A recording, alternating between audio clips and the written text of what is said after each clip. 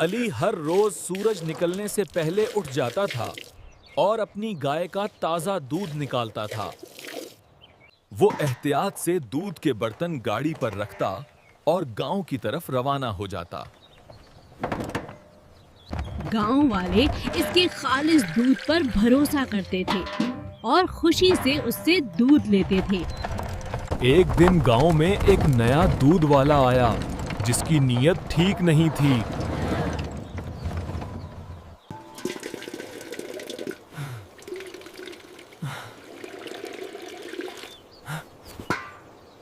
कुछ लोग सस्ते दूध के लालच में उससे दूध लेने लगे।